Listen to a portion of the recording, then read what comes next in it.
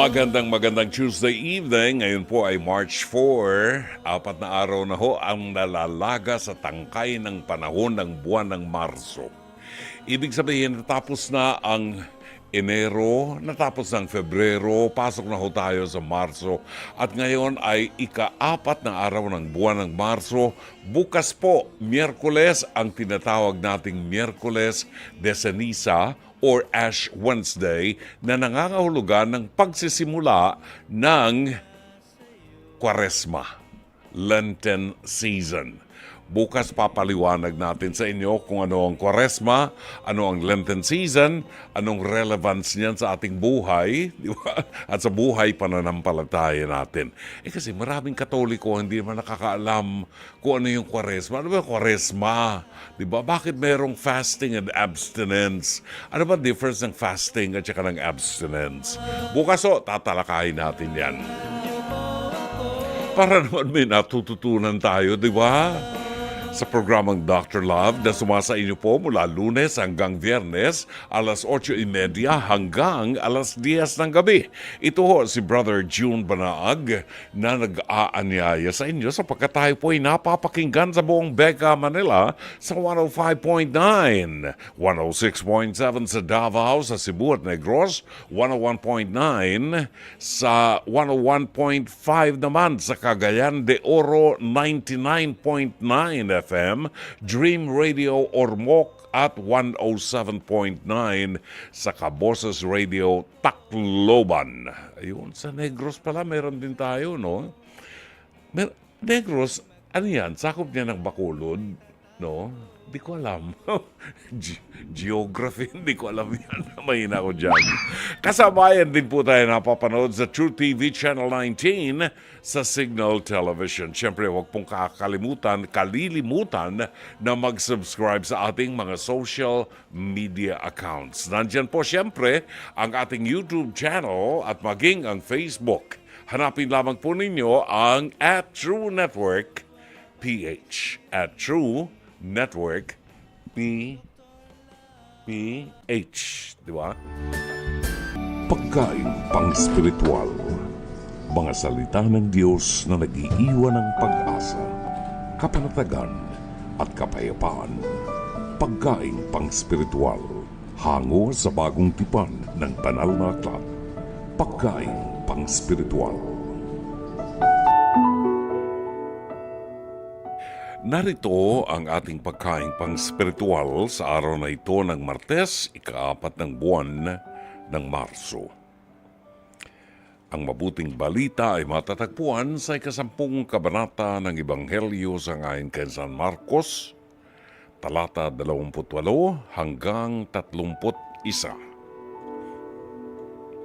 Nung panahong yun, nagsalita si Pedro kay Jesus.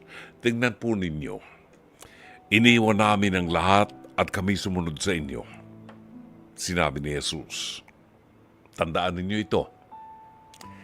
Ang sino mang mag-iwan ng bahay o mga kapatid, ina, ama, mga anak, mga lupa dahil sa akin at sa mabuting balita ay tatanggap ng makasandaang ibayo sa buhay na ito. Mga bahay, mga kapatid, mga ina, mga anak, at mga lupa. Ngunit may kalakip na pag-uusig.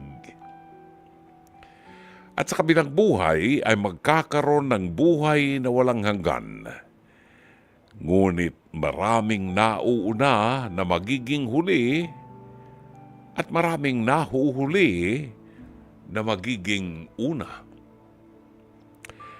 Kapatid, ang Ebanghelyo sa araw na ito ay nagpaalaala sa akin sa mga kapatid nating kaparian at mga relihiyoso, mga mongha, mga madre, mga consecrated lives, people with consecrated lives. Doon sa mga pari na kaibigan ko, naalala ko tuloy, yung iba mayayaman galing sa Bohol, sa Masbate, pero tinalikuran ng kanilang kayamanan na isang kilala kong pari na sa kanilang probinsya ay meron silang mga asyenda. In fact, marami silang baka at saka maraming kabayo. Parang cowboys, ganun. Aba, isa siya sa mga tagapagmana. Nag-iisang lalaki siya, kaya inaasahan ng mga magulang na sa kanya ipamamana yung maraming lupain na yan. Pero tinawag siya ng Panginoon at siya'y tumugon at nagpari. In other words, iniwanan niya ang yaman na yan. Iniwanan niya ang kanyang mga kaibigan, tinalikuran niya ang kanyang ama, ang kanyang ina, ang kanyang mga kapatid, ang kanyang bahay, ang mga lupain na yan. At niyakap niya ang misyon ng pagkakalat ng mabuting balita, ang pagpapari. Kasi may pangako ang Panginoon. Ang pangako ng Panginoon, tatanggap ng makasandaang ibayo sa buhay na ito. Andiyan ang mga bahay, mga kapatid, mga ina, mga anak, mga lupa. Marami siyang tatanggaping biyaya. Dadami ang kanyang mga kapatid sa parokya na kanyang hahawakan. Dadami ang kanyang ina at ama sa dami ng mga matatanda sa parokya. Dadami ang kanyang ari-arian sapagkat ang ari-arian ng simbahan siya ang magmamanage. Ngunit, kalakip nito ang pag-uusig. At sa kabilang buhay ay magkakaroon ng buhay na walang hanggan, ngunit may palaala ang Panginoon sa mga matataang kalooban na punong-puno ng pride at may konting yabang dahilan sa kanilang kapangyarihan, dahilan sa kanilang mga ari-arian at kanilang power o poder. Maraming nauuna na magiging huli. Maraming nahuhuli na magiging una. Ang mga taong uod ng yayabang na nandun sa mataas na posisyon ay ibababa ng Panginoon at ang mga api ay kanyang itataas. Giliw na mga kapatid, ito ang mabuting balita ng Panginoon. Pagkaing pang-spiritual. Mga salita ng Diyos na nag-iiwan ng pag-asa, kapanatagan at kapayapaan. Pagkaing pang-spiritual. Hango sa bagong tipan ng banal na aklat. Pagkaing pang-spiritual.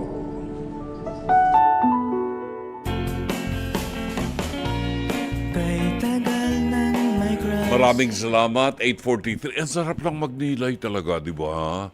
Pag wala ka lang ginagawa, ang sarap magnilay, yung maupo ka lang, pagninilayan mong mabuting balita ng Panginoon. At itong panahon na ito ng Kwaresma, simula bukas, napakagandang maging practice yung, imbis magbasa tayo ng mga bagay na panay fake news sa social media, iinit lang ang ulo nyo. Humahawa kayo ng Biblia, basahin nyo isang chapter, simulan nyo sa Genesis. Sa paglalalang, ang unang chapter, unang kabanata sa Biblia. Di ba? Sa loob ng 4 na araw, marami kayong mababasa dyan. Sa isang araw, basahin nyo ang isang chapter lang. O, isang kabanata lang. And dahan-dahan lang ang pagbabasa. Huwag niyong apurahin, hindi comics yan. Dahan-dahan lang and ask the Holy Spirit to guide you. Ganyan ang pagbabasa ng Ebanghelyo. Hindi ba Jen? Oh, di ba? Dito si Jen kasi, may plano itong magmadre nung araw eh. Oo. Kaya laging may hawak yan na na rosaryo, may hawak yan na Ay talaga? Graduate ka sa Saint ko? Talaga. Alam mo ba na si Saint Scholastica ay kambal? Di ba no? Ang kanyang kapatid ay santo rin, si Saint Benedict.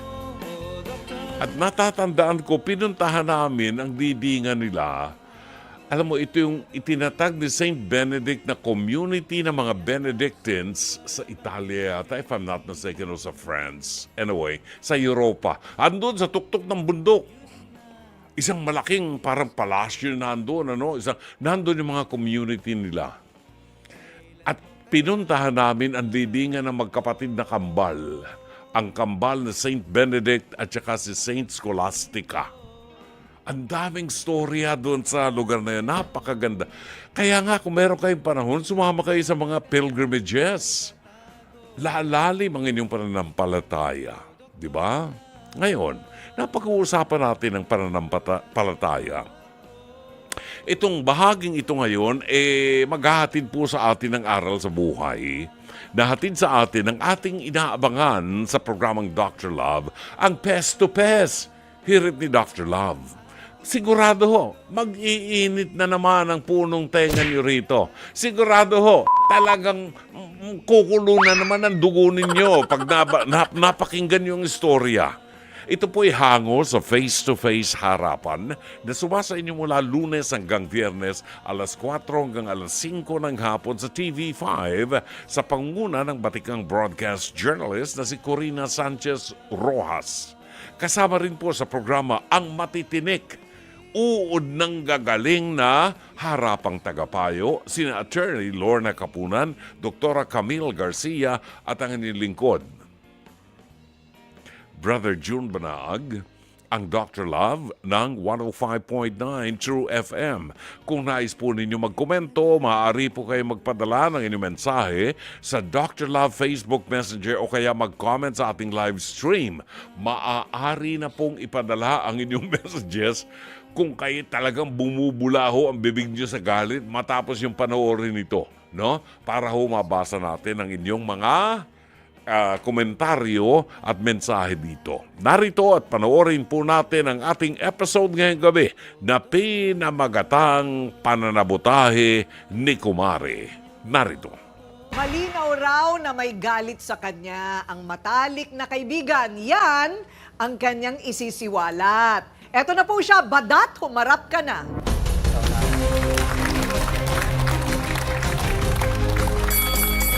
Anong tunay mong pangalan? Jennifer de Guzman. Ha? Jennifer de Guzman. Jennifer, ba't naging Badat? Palayo. Palayaw, ayun. Okay. O, so, ano ang problema mo? Ano po, matagal ko na po siyang kumarit kaibigan, 14 years po. Yung mga anak ko pong tatlo, ninang po silang mag-asawa. Opo. Tapos So, close? Close po talaga. Close talaga. Ang pinagtataka ko lang po sa kanya, nagpabili po ako ng baboy. Nakisuyo po ako kasi mahilig siya mamalingki sa Marikina dahil para sa paninda. Mahilig naman talaga ako magpasabay sa kanya kasi alam mo mura doon. Ang nangyari po, ang ginawa niya, imbis na baboy, binili niya tuyo. Hinayaan ko na lang kasi naintindihan ko baka nakalimutan, okay lang. Sumunod po, nagkaroon ako ng bisita, nagpasabay ako ng karning baka dahil magkakaroon ng bisita, nagbigay ako 1,000. Ang inuwi niya po, longganisa. Wala pa nga pong 1 kilo. O, Bakit ganun? Teka muna, paano namang baboy ang pinabibili mo, tuyo ang iuuwi? Yun nga Bakit mo pinabayaan lang yun? Okay lang po kasi ang paliwanag niya po sa akin, kinapo siya ng bayaran na lang po niya sa akin. Sige, okay lang. Kasi kaibigan po hindi na po siya iba-iba sa akin kasi matanda po siya sa akin. Ang pagtingin ko po sa kanila mag-asawa, hindi lang po ate, yung asawa niyo po, nakikita ko po sa kanya yung tatay ko kasi bihira po ako umuwi sa probinsya Kaya lang po, nung sumunod, nagbigay ako ng 1,000. Doon na po ako nabwisit kasi may bisita ako Ang binili longganisa, wala nga pong 1 kilo. Oh. Tapos, Walang resibo. walang resibo, wala siyang paliwanag. Oh. Doon ko na po siya kinumpronta, bakit siya ganun? O bakit daw siya ganun? Mainit ang ulo niya sa akin kasi ang sabi ng hipag ko, naging kami daw nung asawa niyo nung nabubuhay pa. Kaya nagulat ako. Okay, at ang hinala niya, nagkaroon kayo ng relasyon. Opo. Ang pinagtaka ko, kung kailan naman namatay, saka pa, nagkaroon ako ng relasyon. Huhukayin ko yun sa sementeryo. Okay. Para lang maging kami. Pero wala ka bang sarili mong asawa? Meron po, andito po siya. Ano ang basehan niya para sabihin na nagkaroon kayo ng relasyon ng asawa niya nung buhay pa? Sa sumbong po ng hipag ko, Na ano daw? na Ano daw po, na pag nagiinuman daw po kami, nakikita daw po ako, sweet daw po kami. Ano ang katibayan? Yun lang daw po, sweet kami. Tapos pag dumadating na po daw si Ate Selly, lumalayo daw po yung asawa. Hindi lang pala sa pasabay nagsisimula at nagtatapos ang gulo, kung hindi, tungkol sa asawa. Yung pagtataksil daw ng asawa at kaibigan. So ito naman, sa kabilang panig, bintang niya ay kasing anghang ng kanyang pangalan. Pero mapapatunayan niya kaya ito. Sili, humarap ka na. Langya ka? Tama na, tama na. Kapal lang mukha! Kapal yung mukha mo! Kapal lang mukha! Gwapo ng asawa. Hoy! Gwapo ng asawa. Kaya pala kulang na binigay sa akin ang sahod. Hoy! Yung Driver ganyan ang pala. asawa mo. Ay, Ako talaga sus! pinaghilalaan mo. Mahiya ka na sa sarili mo. Gi kinuha ka Ako mahihiya. Wala akong ginawang Ang masama. sus! Dalawa kayo ang kinuha ng asawa ko. Kinuha mo, kumpare. Kinuha mo akong dalawang anak. Ay! Tapos Tatlo! kayo. Hindi dalawa, tatlo. Ay, kumpare. Kinuha mo. Oh, inulit ko pa nga, kumarit kumpare. Siray, Oh, di ba? ka. Tatlo. Sabihin mo, ayaw pang aminin. Oh. Hoy, hindi ko aminin dahil wala akong ginawang masama. Ay, sus! Pera magbigay sa akin, 400. Ay, 3,000. Naging 200 na lang. So, Mula 3,000 naging 200. Hindi, naging 2,000. Ang laki nung sa akin, ha? Grabe. Mula 3,000 naging Oo. 2,000. Tapos napapansin ko sa asawa ko, mag-inuman kami, magkatabi sila. Ganun? Tapos pag dumating ako, bigla na lang sila magkahiwalay. Matagal mo na ba napapansin yon? Opo, pero hindi ko lang inanong Malaysia dahil magkaibigan nga kami, matalik kami magkaibigan. Akala mo lang Ang yun. matanda May nagsabi ni sa akin, Jelly. may nagsabi sa akin, yung kapatid ng asawa niya, may Napapraning ka napapansin lang. siya na ganyan. Nagsasama sila na sa labas, tapos may inaabot sa kanya ng pera. Napapraning ka. Kasi ang masakit sa akin loob Wala na, ka respeto sa asawa, Ay, patay na, nako. ginagawan mo pa ng kasalanan. oh, ikaw lang. Lalabas yung... Diyan po ano, na no? matay yung asawa ko na heart attack mo sa pag-aaway namin dahil ng ano yun. Ay, perfect! Bago na patay asawa mo, may sakit na yun. Ay, Huwag mo nako, ibintang sa akin. diyan iniisip niya yun. Ay, Dahil, ako iniisip niya, ganda ko. Inaamin mo, Sili, na sinasadya mo yung... at talagang sinasadya ko yun, ma'am. Ay, yung pasabay. Okay, may galit ako sa Oh, kanya. dahil sabi lang, sabi lang. Wala kang ebidensya Yes, talaga. Eh, ano pa ba yung iba mong hinala? Ano ba ang mga aksyon? Kasi minsan dumating nga yung asawa ko, iba na ang ano niya, mabango na, panay bihis. Bakit? Kahit na may Driver nagsabi yung sa akin asawa na mo, ganito. driver ano? Pag na-drive siya, mabantot? Okay, pero wala namang halikan, wala namang What? Diyos ko, Lord. yakapan. Patawad po, ma'am. Oo, Matanda na po yung asawa niya. Kaya nga. Ilang taon na ba yung asawan mo? 62 po Oh, siya. di ba? Okay. Si ate naman At talaga. ikaw oo. ay 48. 48. Ako naman, sarili ko patakaran, kailangan, una, hindi ako selosa. Pangalawa, huwag kayong pahuli sa akin. Di ba? Nahuli na ba siya? Yung nahuli talaga yung tipong yakapan, Ayun na nga, ma'am. Wala. lumabas ng motel. Or may history ba? Nangyari na ba Oo, before? nangyari na ba yan dati? Meron po. Gawa-gawa kwento ulit. Basta driver! Sabi. Nababaitan lang kami na? Eh kung nga hindi totoo yun, bakit may magsabi pa sa akin? Asawa pa, kapatid pa ng Kasi asawa mo. maniwala, ebidensya muna. Ebidensya labas. Okay, so, siya ay kamag-anak ni Badat. Pero sa kapilang panig siya kakampi. Bakit nagkaganon? Ano ba ang kanyang nakita at patototohanan daw niya ang kanilang hinala? Sige nga. Okay? Na may namamagitan kay Badat at dun sa kanyang nasirang asawa. Tingnan Mato, natin. humarap ka na. Harap ka na, huwag kang tatalikod. Harap. Oo. Sabihin mo sa sarili mo. Baka ikaw ang kabit. Hindi Ay, pinasa mo lang sa akin. Ba't mo aminin? Nakita Ba't ko mo kayo, aminin? nakita ko kayo. Nakita mo kami? Naabutan kayo ng pera. Petong Ay, pera. ay, galing.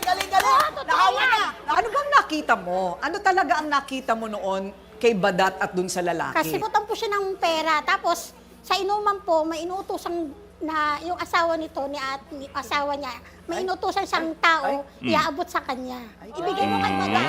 Ang merienda! Ay, ang galing. Ang merienda! Ang merienda! Ang biling pagkain! Ay, kung gagawa ka rin lang ng pelikula, walang manonood. Totoo yan. Eh, magsisinungaling ba naman manonood. ako sa kanya? Bakit hindi? Gawa-gawa Kaya ng nga, kwento. naikwento ko sa kanya, Wala naawa ko sa manonood. kanya. Ano ba yung horror? Hindi Totoo yan ang puro. Teka Oo, muna, ata Badat. Ito naman, naniwala sa sabi-sabi, ayan raw ang maling ginawa ni Sili. Yung pagpaniwala mo daw sa sabi-sabi. Yan ay ayon sa kakampi naman ni Badat. At ang pangalan niya, si Putot. Okay, Putot, humarap ka na.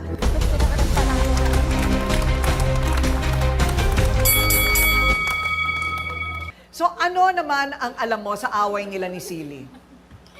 Opo, totoo yun po yung yung sinasabi niya na hindi naman yan mabait yung asawa niyan eh. Tapos yung tuwing umaga niyan, painit kami doon ng apo niya sa may labas.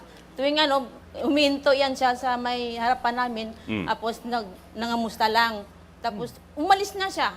Hindi na siya ano pang kinikwento niya. So parang ano lang siya pala kaibigan. Barangay kaibigan lang Palabati, talaga. no? Palabati lang Palabati. po talaga yung asawa niya. Okay. So, yun naman ang iyong patotoo. Alamin natin kung ano naman ang pakiramdam at hinala sa buto ng asawa mismo ni Badat. Andito yung asawa niya mismo, ha? Okay. O so, nabalitaan mo na ba itong hinalaan na ito? Opo, dahil sa mga chismis-chismis nila. O chismis. Tapos, Ayun, medyo nagkaroon din ako ng pag-alinlangan sa asawa ko. bakit may Dahil ganun? siyempre, kapatid ko na mismo nagkikwento ng mga hindi ko alam kung totoo ba o hindi. Kaya nagkaroon ako ng pag-alinlangan minsan sa asawa ko. Oh. Kaya ngayon, medyo minumonitor ko na siya. Parang nawawalan ako ng konting tiwala sa kanya dahil sa nangyari. Pero hindi mawawala kahit sino naman siguro. Pag sa mga nababalitaan ko, reaction ko yun. Meron pa bang ibang balita maliban doon sa kwento ni Mato? Wala namang ibang mga wala namang ibang mga Wala nang kwento-kwento. ibang kwento, yun lang. Opo. Yun lang, yun lang talaga. Maayos naman siya sa bahay. Maayos At yun naman po. lang ang basehan, yung kwento lang ni Mato. O ang tanong ngayon, magpapa-apekto ka ba? Apektado ka ba? Apektado yung pagsasama nyo? Nung una talaga, nung nalaman niya, dahil kapatid niya, naniwala siya na parang ganun. Pero grabe po ang ginawa nila sa amin kasi sa 30 years namin pagsasama, walang kwentong ganyan sa buhay namin. Dahil lang sa ginawa nilang kwento na walang katotohanan, totoo lang po talaga, nag-suffer po ako dahil yung dati pong pagsasama namin, malambing siya, hindi na po Tapos, para na kami estranghero sa loob ng bahay. Kailan na lang po ulit naging maayos yung namin nung nakita niya talaga na sabi ko pamula talaga, mamatay man ako hanggang nanumpa ako sa'yo 2 beses na ikaw lang mamahal ko. Hindi na talaga ako magmamahal ng iba. Tapat talaga ako sa'yo. Kaya naniniwala naman po siya sa akin. Pero ano po talaga, naging trauma po sa akin yung ginawa nila kasi Siyempre. doon sa lugar namin, pangit po ang impression sa akin. Kaya nga ang asawa ko, sinama ko talaga rito para mapatunayan po talaga, makita ng buong mundo na wala akong kasalanan. Ako naman, kung may karelasyon at meron ako marinig na chismis tungkol sa kanya, ang haharapin ko, yung karelasyon ko. Hindi yung ibang babae, kasi nakakawala ng dignidad sa akin yun. Para sa akin, nakakababa ng sarili ko yung makikipagbutangera ako doon sa pinaghihinalaang kabetching, di ba? So hindi, yung kakausapin ko, yung yung karelasyon ko. Kung ayaw mo na sa akin, edi goodbye.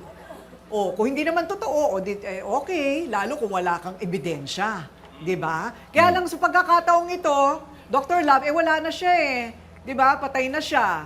O, so ano ngayon ang magiging dyan? Ate ko rin sa ating mga Kristiyano, napakahalaga yung namayapa na, no? Kung hindi naman tayo perfecto, may mga nagagawang hindi maganda, yung namayapa na. Pero SOP sa atin, kapag namayapa na, wala tayong pag-uusapang pangit tungkol sa kanya. Itataas natin yung kanyang reputasyon. Yun ang mabuting Kristiyano. Kanina napag-usapan niyo yung mga lalaki na nagbabago ang attitude, biglang nagpapabango, Totoo yan. Nangyayari yan. Ginawa ko yan nung araw eh. Ay! Totoo yan. Ay! Pero ang mahalaga, doon sa misis na nagseselos, huwag mong gamitin ang bunganga mo. Yun. Makiramdam ka at hulihin mo sa akto. Kasi kung panay hearsay, miski sa barangay, hindi tatayo ang kaso mo. Na mahirap patunayan yan. Dahil andito si attorney. Para mapatunayan mo ang isang lalaki nagtataksil, kailangan may larawan ka, may video ka, nahuli mo na nakapatong. Ganon, katindi yun. Eh kung wala, tumahimik na lang. Yet, 2 taon nang patay ang asawa mo, bigyan mo ng kapayapaan ang kaluluwan niya. You know, bakit hindi mo pagdasal yung kaluluwan niya kaysa sirain mo pa ng sirain? Dito naman kay Mato, alam mo yung sinasabi mo hinggil dito sa akusasyon mo, meron tayong sa 10 Commandments, pinagbabawal yan na mag-akusa ka ng mali at walang katotohanan. Bawal na bawal yan sa 10 utos. You might want to go to church and confess your sins. Paniniwalaan ka niya, magiging masakit para sa kanya dahil kapatid ka nung asawa niya. Hindi ko alam kung anong damdamin nung asawa niya para sa iyo na kapatid niya. Di ba? Napakahirap ng ginawa mo. If I were you, walang masama if I apologize. Kung mali yung ginawa ko, patawarin mo ko, iiwasan ko na, at let's magsimula tayo ng bagong pagsasama. Kay Sili at kay Badat, may pagkakataon pa na baguhin natin. 14 years kayo magkaibigan, huwag niyong sirain sa ganyan lang. Walang ebidensya, patay hearsay lang, miski sa court of law sa barangay, hindi tatayo. So, imbis gumawa ka ng kaaway, makipagkaibigan ka na lang, at ang sa akin sa'yo, kung tatanggapin mo, ipagdasal mo yung kaluluwa ng asawa mo. Matutuwa pa sa'yo. Iyo. Ate Kuring. Ayan, thank you very much, Dr. Love. Maraming salamat. 9:16. Ang inyong nadinig na awitin ay buhat po kay Eric Carmen. Tatandaan nyo yan. All by Myself. Mga early 80s nang mapatanyag yung awiting yan. All by Myself ni Eric Carmen at 16 after 9. Pangalawa tuling bahagi po ng programang Dr. Love Radio Show. Narito ang reaksyon ng ating mga Dr. Lovers sa ating Pez to Pez. Hirit ni Dr. Love. Sabi ni Miralu Cabe Bautista, si ate mukhang paan ng higante. Charot. Miralu! Mabuti ka ba nakakita ka na ng higante? Ako naghahanap ako ng higante. Wala akong makita, sarili ko lang nakikita ko eh. Saz, Carmelita Lina Neira ng Hong Kong. Tumataas ang high blood pressure ng alta pressure ni Dr. Love. Di ba? Ganyan talaga. Rowena Perez. Nakakalungkot yan nangyari kasi ang hirap ng sitwasyon ni Badat. Naapektuhan yung pagsasama nila ng asawa niya. Totoo yan. Katunayan, ang masakit dyan, kapatid pa nung asawa niya, ang isa sa nagkakalat ng balita na hindi naman tama at hindi rin totoo. Di ba? Now, hindi mo masisisi yung lalaki dahil alam nyo, kami mga lalaki, pag meron kaming nadinig na ganyan, kahit na balabalansihin namin yan, andun pa rin yun sa loob namin yung pagdududa. Baka nga. Then, meron mga lalaking marumi ang isip dahil alam nyo, sa mga relasyon, higit na marumi ang pag-iisip namin mga lalaki. Kasi kami ang mas maraming kalokohang ginagawa sa inyo. Kami mga nagtataksil Kaya alam namin kung paano mga kalokohan. Yung mga, takot kami doon sa aming mga multo na ginagawa. Yun, di ba? Aminin nyo. Aminin. Alas 9:18 ng gabi. Bago natin kunin si Aling Lourdes ng San Fernando, La Union, batiin muna natin yung mga nagpadala ng mga mensahe sa ating programa. Binabati po natin ang magandang gabi at happy listening ang ating kaibigan buhat po sa Metro Davao, si Amadeo Giorgio Gonzalez at saka si Mami Lorlene Gonzalez. Good evening and happy listening kay Elizabeth Villa Gonzalo, Myra Bulisay Lee, at saka Mariví Viola. May babatiin ako yung aking anak-anakan si Mina Ferrer. The last time I talked to her, she wasn't feeling good. I hope she's feeling better now. Mina Ferrer, sana ay okay na ang pakiramdam mo. At just take your medicines religiously. Yun nasa oras talaga, ha? At pinagdarasal ko na sana ay bumuti ang iyong pakiramdam, ha? And hope to see you again. Maraming salamat sa iyo, anak, ha? si Mina Ferrer. Angelita Banatao ng Pateros, buwabati ng magandang gabi and happy listening. Ace Mystica, magandang gabi po. Shout out po sa mga taga Zambales. Ayan. Francis Anthony Gador, welcome po sa Lenten season. Always listening from Antipolo City. Bukas pa po yan.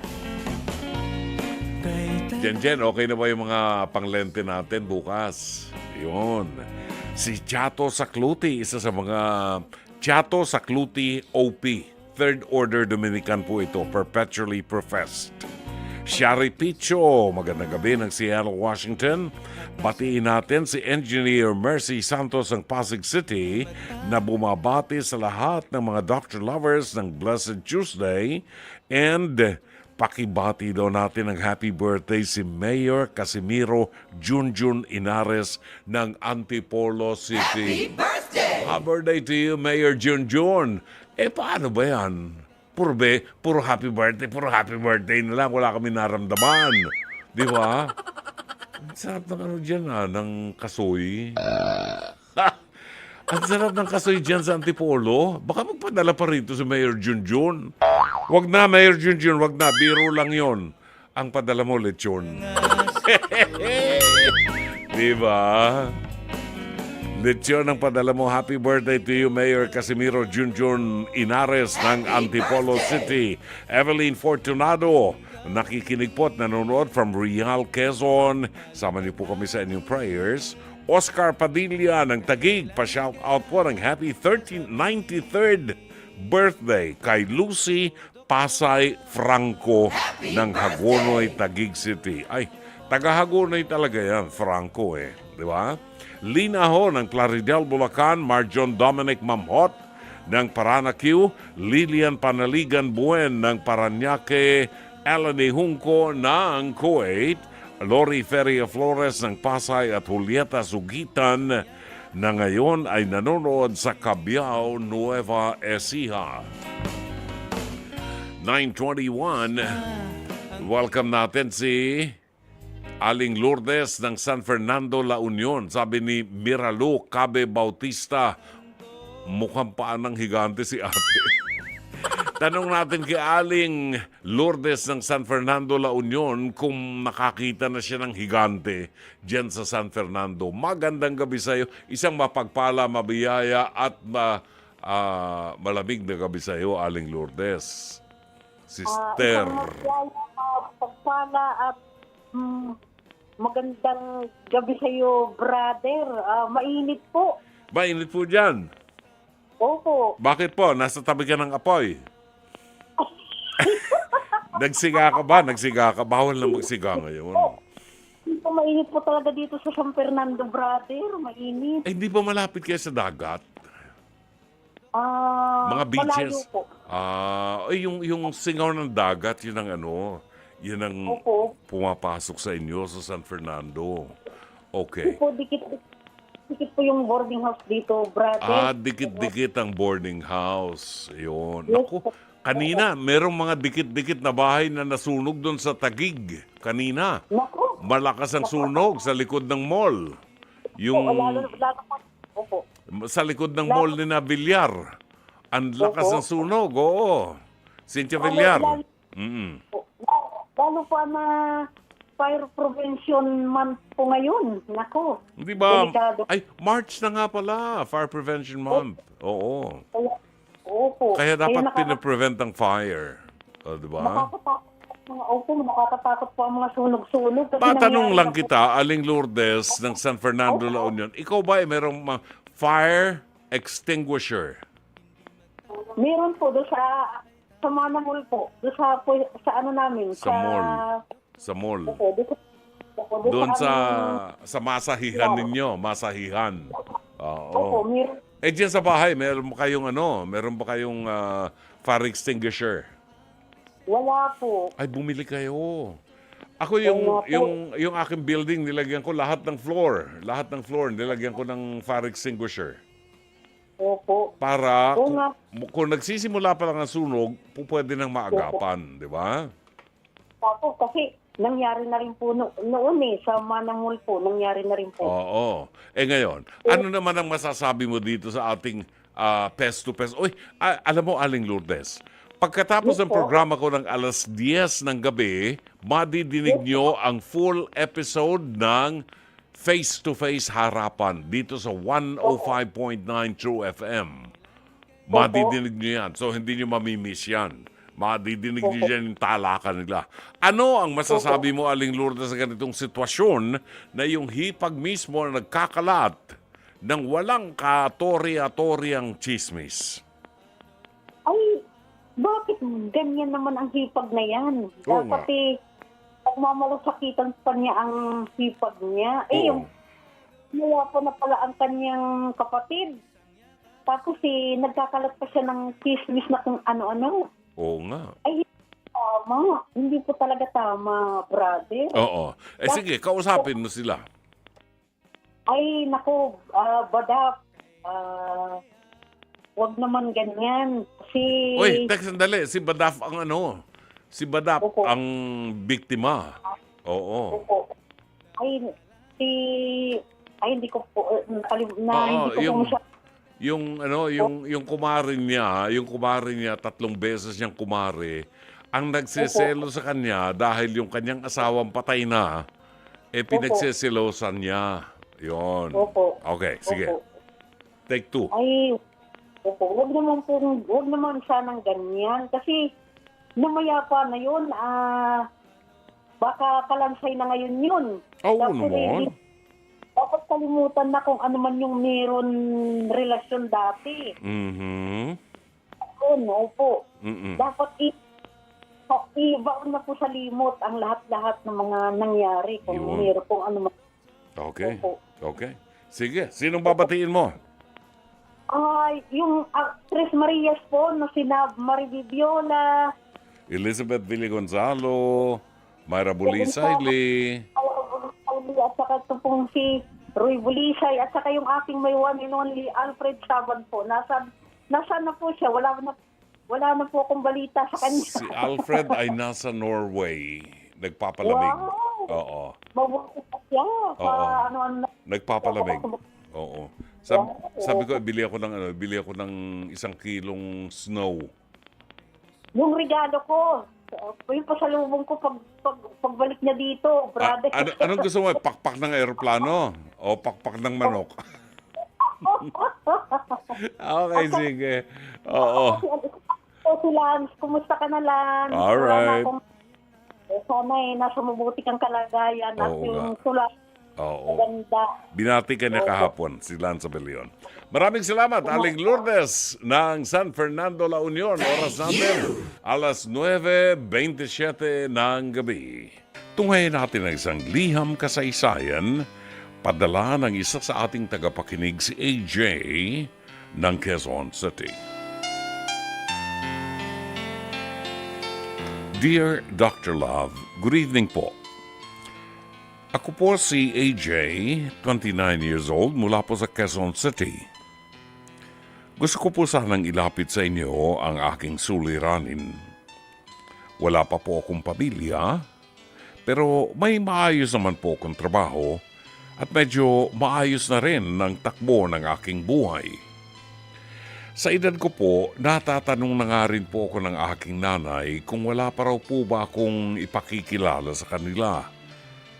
Ang hindi po nila alam, Dr. Love, matagal na nilang kilala.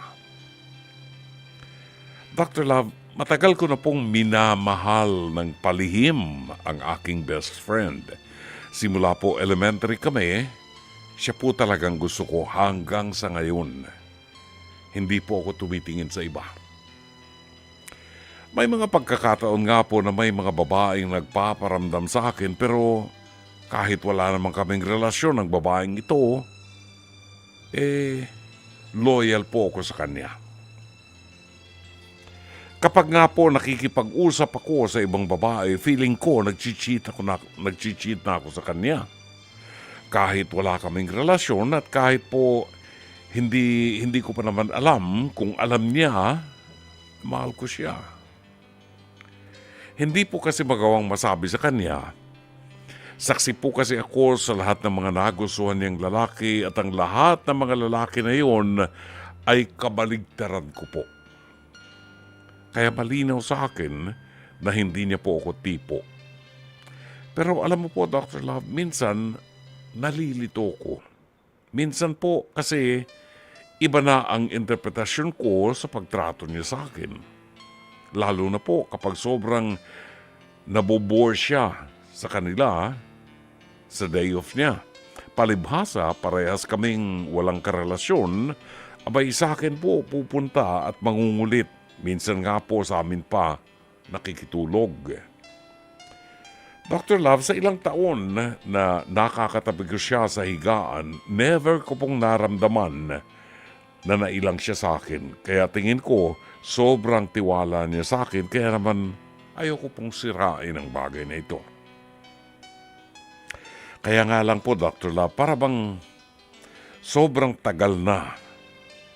Natatakot ako na baka kapag pinatagal ko pa ay masayang na ang pagkakataon at makahanap na siya ng iba. Sa tingin niyo po, Dr. Love, okay lang po ba na umamin ako sa kanya? Ang kinatatakot ko lamang po, kung hindi niya man ako gusto, siguradong ako ang magbabago na ng pagtrato niya sa akin kapag nalaman niya ang nararamdaman ko sa kanya. At malamang po ay magkakaroon na ng pagkailang sa isa't isa. Dr. Love, worth it po ba na sumugal ako? Kahit pa ang kapalit nito ay posibilidad na mawalan ako ng nag-iisang best friend ko. Gumagalang, AJ. Balikan natin ang kasaysayan ni AJ, 29 anyos, ng Quezon City. At sa ngayon kay AJ, patagal ng panahon ng mga bata pa sila, elementarya pa siya, ay meron na siyang nakilalang babae na best friend niya. At malapit sa kanya ang babaeng ito hanggang sa ngayon. Feeling ni AJ ay, hoping against hope na meron na silang relasyon. At dahil very close nga sila, kapag meron siyang kinakausap na ibang babae, parang feeling niya nagtataksil na siya dito sa kanyang crush na ito. Love niya talaga ang babaeng ito. Pero may mga sitwasyon daw at may mga pagkakataon daw na doon sa kanila natutulog itong babaeng ito at nakikitulog doon sa kanila, bagamat nagkakatabi sila sa higaan, never ko pong naramdaman na nailang siya sa akin. Kaya tingin ko sobrang tiwala niya sa akin. Kaya naman ayoko pong sirain. Ngayon ay nagtatanong si AJ, paano raw gagawin niya? Kailangan na ba niya na sabihin sa babaeng ito ang kanyang nararamdaman? Kasi ang nanay ni AJ nagtatanong, ano ba? Wala ka bang papakilala sa aming babae na gusto mong mapangasawa? Kailan ba tayo magkakaroon ng mahabang dulang? AJ, merong kasabihan ng mga sundalo, no guts, no glory. At sa ating mga lalaki, ay talagang tayo ay nagbabaka sakali na doon sa mga babaeng mahal na mahal natin. Actually, yung mga matatapang na mga lalaki, kapag dumating dito sa mga sitwasyon na ganito, na mag-express siya ng kanyang damdamin sa isang babaeng minamahal niya, ito ang pinakaduwag. Ito mga lalaki, ito ang pinakaduwag. Kasi natatakot sila na baka mawala yung babae sa buhay nila. But sabi ko nga kanina, no guts, no glory. At ito'y pinagdaanan ko rin ng mga kabataan ko pa. Maraming dekada na nakararaan. When I was younger, when I was in high school, ako ang pinakatanga. Ay, tanga ba? Ako ang pinakatyope na lalaki sa aming barkada. Kasi nahihiya ako, ang itim-itim ko. No? Ang pangit-pangit ko, pango ang ilong ko, matangkad lang ako. Pero yung mga kaibigan ko, mga magagandang lalaki. At nagkakasyota sila. Ako, meron akong nagugustuhang isang babae na kapitbahay namin nung araw when I was in high school. Pagdadaan ako dun sa bahay nila, kahit wala siya, tuwan-tuwa ako talaga. Saya-saya ng feeling ko na padaan ako dun sa bahay nila. Ay lalo na pagka nakita ko yung girl at napatingin sa akin, wow, heavy. Talagang feeling ko, magkarelasyon na kami. Ganon ang feeling. Pero ano mangyayari, AJ, kung sa'yo na lang yung feeling mo at hindi mo sasabihin sa kanya? Kung talagang kilala mo ng pagkatao niya, maaari mong sabihin. Kaya lang magpasakali ka. Sabihin mo sa kanya, halimbawa, ang pangalan niya Jen. Pwede mong sabihin sa kanya, Jen, alam mo, meron akong sasabihin sa iyo na matagal ko nang gustong sabihin, kaya lang hindi ko masabi dahil natatakot ako na pag nalaman mo, baka magbagong pakitungo mo sa akin at mawala ka sa buhay ko. Yung mga tipong ganun ba? Gusto kong malaman mo sana na sa matagal na panahon ng ating pagkakakilala, nirespeto ko ang pagkababae mo at iginalang kita. Inilagay kita sa altar. I love you very so much. Di ba? Ganun lang kasimple. I love you, Anyem. Love you too. Ang sarap naman yung muwa-muwa mo. Sino ba yun? Si Kain ng Miriam? kain, ha? Masarap ang ulam natin. Ano ang ulam yan? Ayoko niya. Ayoko ng ulam na yan. Ano yan? Kare-kare? Bakit merong bagoong? Bakit may bagoong? Ayoko niyan. Gusto ko sa kare-kare. Ayoko ng litsyong kare-kare. Gusto ko sa kare-kare yung oxtail. Kahit may bagoong, kahit mabahong amoy niyan. Yung kare-kare, baho ng amoy ng bagoong, pero masarap. Ba't tayo napunta sa kare-kare? Ewan ko ba sa inyo? Sino sa inyo masarap magluto ng kare-kare?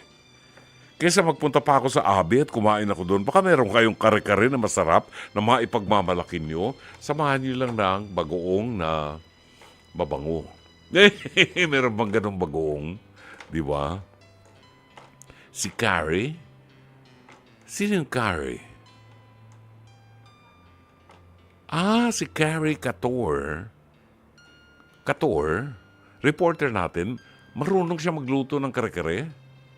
Cator ang apelido niya, o Cater. No? Carrie Cater, baka nakikinig ka. Patikman mo kami ng kare-kare. Kami na bahala sa kanin.